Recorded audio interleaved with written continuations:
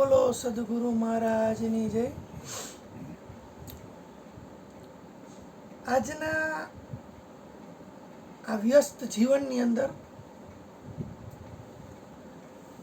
સૌથી વધારે માણસોને પ્રોબ્લેમ હોય ને તો બધી વસ્તુ છે અત્યારે પહેલાં કરતાં જીવન બધાનું ઘણું સારું છે. અત્યારે પહેલાં માતાઓને ઘંટીની અંદર અશ્વિન બાપુએ હમણાં ભજન ગાયું કે ભાઈ કોકના દુઃખ દરી નાખજો. એમ પહેલાં બૈરાઓને બધાને ઘરે અનાજને દરવું પડતું તે એના રોટલા થતા. અત્યારે તો ઘંટીમાં તમે દીઓ એટલે ફટાફટ. તે એના જમાનામાં તમારે કપડાં ધોવા જવું હોય ને તો એ નદી કાંઠે જવું પડે. અત્યારે તો ઉપર ટાંકામાંથી પાણી આવે ને ઘરે માણસો પટ દઈને વાસણ ઉટકવાના મશીન. તમે જુઓ તો બધી વસ્તુના મશીન પોતા કરવાને હવે આવી ગયા. એટલે એ ચિંતા નહીં તમારે. ખાંડવાનું તો હાવ વયું જ ગયું મિક્સર. તો ઓમ જોઈએ ને તો જમાનો જીવવા જેવો આવ્યો. પહેલાં માણસને ક્યાંક જવું હોય એક જગ્યાએથી બીજી જગ્યાએ તો ગાડામાં જતા, ઊંટ ગાડીમાં, ઘોડામાં. તો તમારે અહીંથી માનો કે 200-500 કિલોમીટર જાવ તો 10-12 દી 15 દી થતા. એની બદલે હવે 500 કિલોમીટર જાવ તો 45 મિનિટમાં 15 મિનિટમાં પ્લેનમાં તમને અહીંથી નાખી દે. જમાનો ખરેખર જીવવા જેવો આવ્યો છે અને બધા જીવે જ છે. પણ છતાંય આટલી બધી ફેસિલિટી મળવા છતાંય માણસોના જીવનમાં શાંતિ નથી. આમ જોઈને તો ઊંચે મહિનાના કામ બધાય બંધ થઈ ગયા. માણસ ખરેખર નવરો થઈ ગયો અને હાલવાળા કામેય બંધ થઈ ગયા છે અત્યારે બજારની અંદર. કોઈ પણ જાતનું તમને એને કષ્ટ ના પડે ને શરીરને, એવી રીતના મશીનરીથી કામ થઈ જાય બધાય. વાહન વ્યવહાર એવડો થઈ ગયો. તો જિંદગી ખરેખર સરળ થઈ જવી જોઈએ ને ખરા અર્થમાં. આટલી બધી ફેસિલિટી તમને મળે તો સરળતા આવવી જોઈએ. પહેલાં આપણી પાસે માનો કે કોઈ પંખાય નહોતા. રાજા રજવાડાની આ પંખા હતા, ઓલા ચાદર આમ લટકાડી હોય ને એક જણો આમાં માયાથી કરતો હોય અને હવા આવતી. આપણા ઘરમાં હતો ને કાકૃષ્ણ, આ ઘરમાં હતો ને અહીંયા હતો. આ ઘરમાં આ ઘરની અંદર હતો ઉપર ઓલા મારેલા જ કડા. તો ઈ રાજા રજવાડા રહ્યા ને એને સપને વિચાર નહીં કર્યો હોય કે ભવિષ્યમાં મારી પ્રજા રહી ને એસીની અંદર ઘૂસે. એને પડદાથી હવા ખાધી અને ત્યાં એ રાજાશાહી ઠાઠ હતો. એક સામાન્ય માણસ પાસે તો એવું નહોતું, ઓલો હાથનો પંખો નહોતો. તો એને સપને વિચાર નહોતો આવી રીતના સૂસે. અત્યારે આપણે ઉનાળાની અંદર આમ જોઈએ તો શિયાળો કરી નાખીએ એવડી શક્તિ ધરાવી છે. અને શિયાળાની અંદર હીટર ચાલુ કરીને ઉનાળો કરી નાખી. આપણે બહુ શક્તિ ધરાવી છે અત્યારે. પણ છતાંય આટલી બધી ફેસિલિટી મળવા છતાંય કૂવા માટે એવા ગાડલા, ઓશિકા તમે જુઓ તો કાંઈ ઘટે નહીં. વરસાદ નથી તો ફુવારો ચાલુ કરો તો બાથરૂમમાં વરસાદ ચાલુ થાય. આવડી ફેસિલિટી આપણે ભોગવી છે છતાંય શાંતિ નથી. બંગલા હોય, ગાડીઓ હોય, ઘણું હોય તોય શાંતિ નથી. આ કેવું થાય આમ જોઈને તો એક ચિત્રકાર હોય અને એ ખુલ્લાની અંદર કંઈક કુદરતી ચિત્ર બનાવે છે અને અચાનક વરસાદ આવે એનું ચિત્ર ભીંજાઈ જાય. અને ખરેખર એની એક શોખની વસ્તુ હતી. એ બરોબર એને કામ કરતો હતો અને વરસાદ આવે તો એની આખી મૂળ મરી જાય, એની મજા વહી જાય.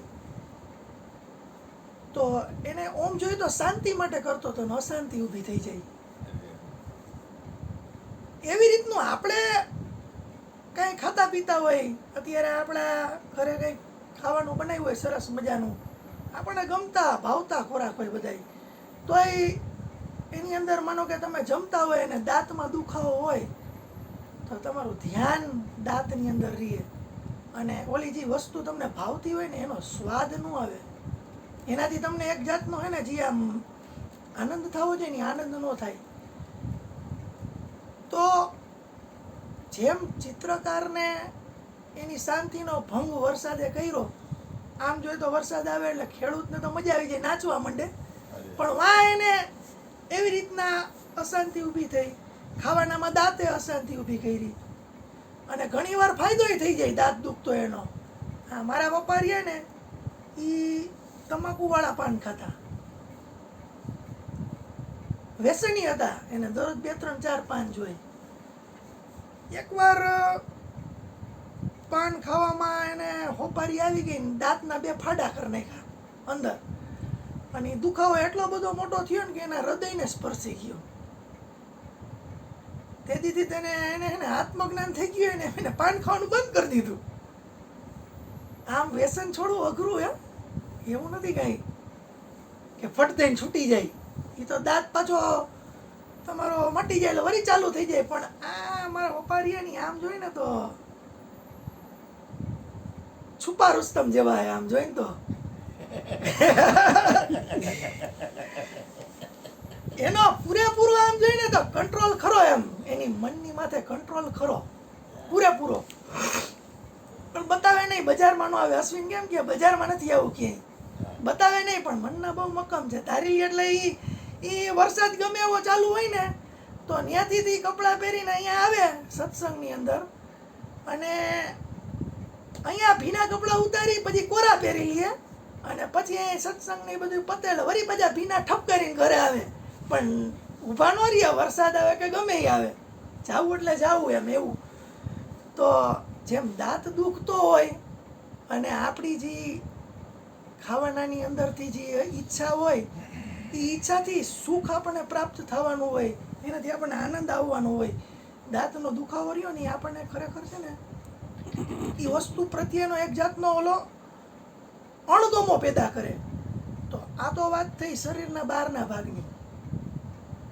આપણા શરીરની અંદર, આપણા મગજની અંદર, આપણા પોતાની અંદર, એની અંદર ઘણીવાર શાંતિ રૂંધાઈ જાય છે.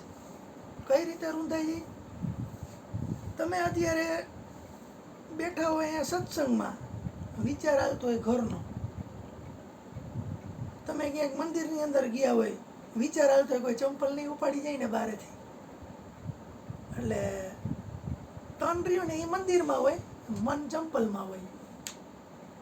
તો આ જે વિચાર રહ્યા ને જે એ આમ જોઈને તો એ તમને શાંતિ લઈ આવવા નથી દેતા.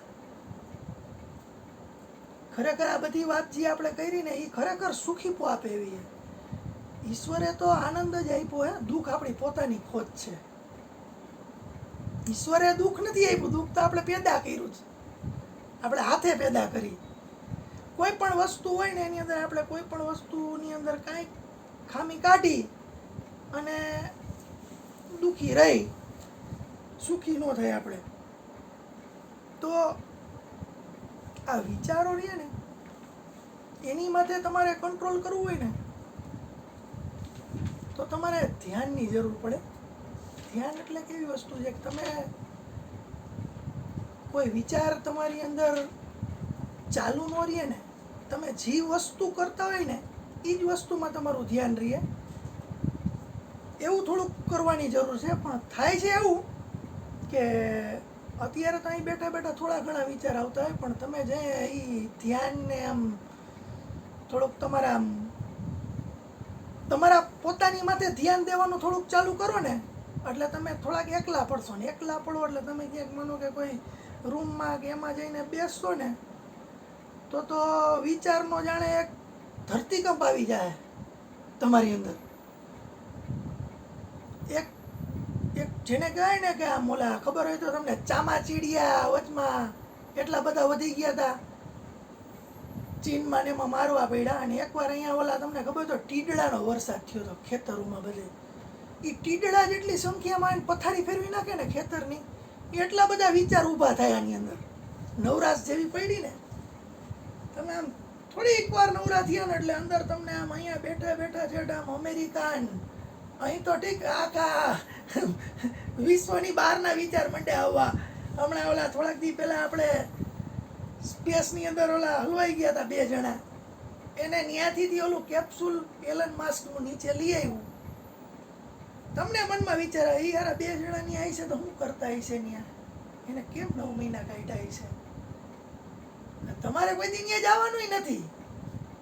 તમે એની ચિંતા કરો તો એનાથી કઈ ફેરે નથી પડવાનો, કારણ કે તમારાથી તો એને નીચે લઈ આવવાનું શક્ય નથી, એને મળવાનું શક્ય નથી. છતાંય તમે નવરા જરીક વાર બેહો ત્યાં તમારા મગજની અંદર વિચારનો વમણ ઊભા થાય, અને એવા ઊભા થશે ને કે એની વાત જવા દો. તમને એમ થશે કે હવે હું કરું આની અંદર. તમારા જે કંઈ કામ કરવું હોય ને એ જ ભૂલાઈ જશે. તમે ધ્યાન માટે ખરેખર તમારા પોતાની ખોજ માટે કે તમારી કંઈક જાણવાની કંઈ ઈચ્છા હોય એના માટે થઈને રૂમમાં બંધ થઈ આવીશો ને તો કલાક 2 કલાક થશે ને તો તમને એમ થાય કે હારું મેં શું કર્યું, કલાક 2 કલાક 3 કલાક આપણે આ બોલવા બે નથી થઈ જતી. એવી રીતના ટાઈમ પૂરો, અને શરીરને ભૂખ લાગી જશે. શરીર એમ કે હવે જમવા જા તું, આવી કન્ડિશન થઈ જાય. તો હવે આ વિચાર રહીએ ને એને બંધ કરવા હોય ને તમારે મનની અંદર ખરેખર શાંતિ માટે થઈને, આ બધી શું કરવા માટે તમને કહું છું શાંતિનું, કે જ્યારે શાંતિ હશે ને ત્યાં જ તમને આનંદ આવશે. આપણી ખોજ અત્યારે કેની છે ખબર છે? આનંદની. આ દુનિયાના જેટલા ધર્મો રહ્યા, જેટલા સંપ્રદાય રહ્યા, જેટલા વાળા રહ્યા, જેટલા સદગુરુ મહાપુરુષો, એ બધાયની ખોજ અને બધાય ખોજી રહ્યા ને જે એની એ ખોજ, એમાં આપણે બધા આવી જાય. શાંતિ, આનંદ અને પ્રેમ, આ 3 વસ્તુની જ છે. કારણ કે આ 3 વસ્તુ આમ જોઈએ ને તો પરમાત્માનો સ્વભાવ છે. પરમાત્માનો સ્વભાવ હોય ને, તમારે જેના જેવું થવું હોય ને, તમારી ખોજ એવી હોય. તમારે એક્ટર થવું હોય તો તમારે ગતિ કરવી પડે બોમ્બે સાઈડ, મુંબઈ માયાનગરી સાઈડ ગતિ કરવી પડે. એક્ટર થવું હોય તો ત્યાં જવું પડે. એવી જ રીતે તમારે સાયન્ટિસ્ટ થવું હોય કે કાંઈ તમારે આવી રીતે સ્પેસમાં જવું હોય તો તમારી ગતિ છે ને અહીંયા ઇન્ડિયાના ઈસરો બાજુ હોય ને આમ નાસા બાજુ હોય. બાકી પ્રાઇવેટ કંપની 4-5 થઈ ગઈ છે અત્યારે મોટી મોટી અમેરિકામાં, એ બાજુ હોય તો તમે એ બાજુ પહોંચી જાઓ. તો હવે આપણી ખોજ તો ખરેખર પરમાત્મા તરફની છે, આપણું લક્ષ્ય એ બાજુનું છે. તો આપણા માટે થઈને આ 3 વસ્તુ હાવ પ્રાથમિક થઈ ગઈ. પહેલાં એ 3 વસ્તુ હશે ને તો જ તમને તમે એક લયની અંદર જઈ શકશો. એ લયની અંદર જેવા જાશો ને તમે, એટલે તમે એના જેવા આનંદને પ્રાપ્ત કરશો.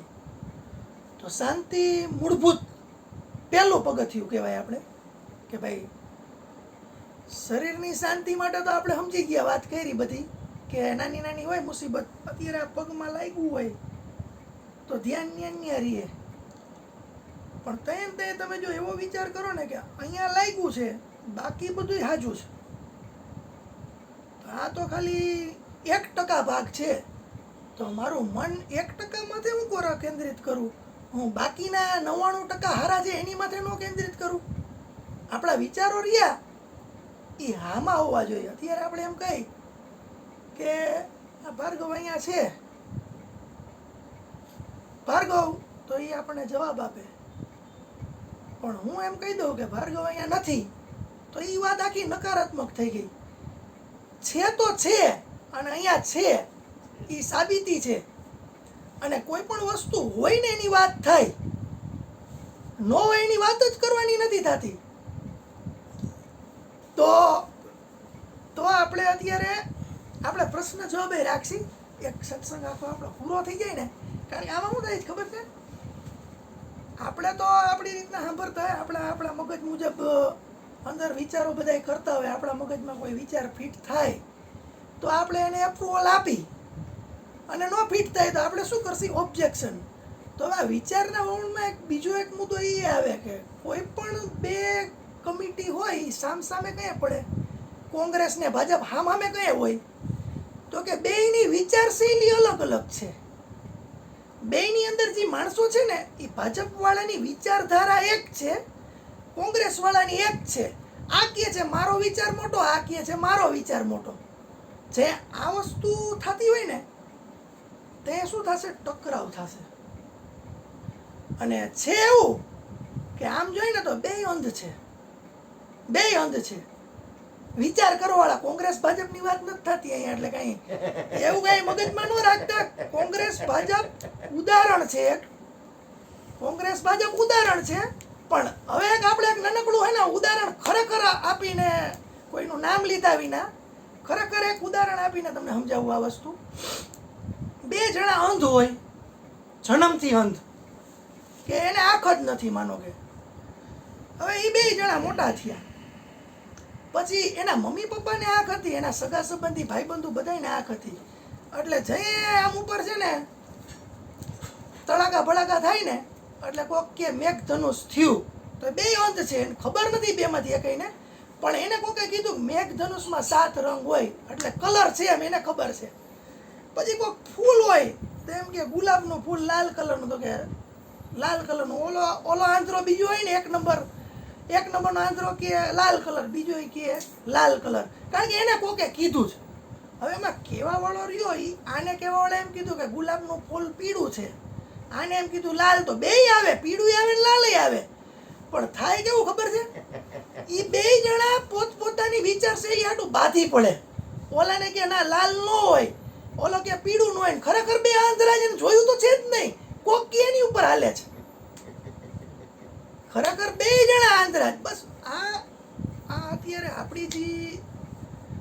આપણી જે વાત હોય કે કોઈ બીજી વાત હોય કે કોઈ પણ વસ્તુ હોય, એની અંદર હવના મંતવ્ય હોય, એ એના અનુભવ મુજબના હોય. ઓલા આંધળા લોકોને એના મા બાપે કીધું એ પ્રમાણેના મંતવ્ય હોય. પણ મૂળ વાત આવે વિચાર ઉપર. તો આ વિચાર રહીએ ને જી, એ તમને ઓમ તો જોઈને તો મારી આંગળી ઊંચી, સામે વાળો કે મારી આંગળી ઊંચી, ઓલો કે છે મારી આંગળી ઊંચી. આ બધાની આંગળી ઊંચી જે બતાવવા માંગે છે એ શું જ ખબર છે? વિચારના વમણો. અને પોતે જે કંઈ જાણ્યું હોય ને એ મારું ઊંચું, એ સાબિત કરવાના ભાવ. તો હવે આપણે એક કામ કરીએ અત્યારે કે વિચાર કોઈ પણ શરીરની અંદર ઉદ્ભવે એ મારો નથી, કારણ કે વિચારને જોવા વાળો. વિચાર બહાર નીકળો અત્યારે મને એમ થાય કે પાણી પીવું છે, તો પછી મને એ ખબર પડે છે કે પાણી પીવું છે, એમ મને વિચાર આવ્યો કે મને અંદરથી ફીલ થયું, તો એને જોવા વાળો અલગ હોય કે એ હોય. કોઈ પણ વિચાર નીકળો એને જોવા વાળો રહ્યો એટલે કે તમે સમજો એક નદી હાલી જાય છે, એ નદી રહીને એને તમે કાંઠે બેઠા બેઠા જોવો છો, તો એ નદી હાલી જાય છે, એની અંદર માછલી કૂદાકૂદ કરે છે, એની અંદર હોડીઓ હાલી જાય છે, એની અંદર એ નદી હાલે છે ને એની માથે તરંગો થાય છે, એમાં સૂર્યપ્રકાશ પડે છે, એની અંદરના ભાગની અંદર તમે જુઓ ને તો ઘણી બધી પ્રવૃત્તિઓ થાય છે. પણ આપણે તો કાંઠે બેઠા બેઠા જોઈ છીએ તો આપણે નદી છીએ. તો આપણે નદી નથી ને ત્યાં આપણે શું છીએ? તો કે દ્રષ્ટા છીએ. આપણે દ્રષ્ટા, જોવા વાળા નદીને. તો જ્યાં કોઈ પણ વિચાર એકાંતમાં તમે બેઠા હોય ત્યાં તમે મનની અંદર ધારી લ્યો કે આ વિચાર મારો નથી, ત્યાં તમે દ્રષ્ટા થઈ જાઓ. ત્યાં વિચાર તમારો ન રહે.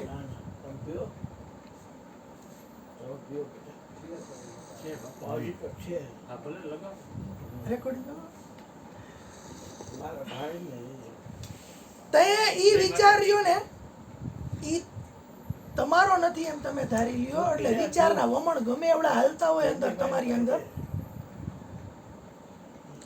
તો તમે દ્રષ્ટા હોય ત્યાં.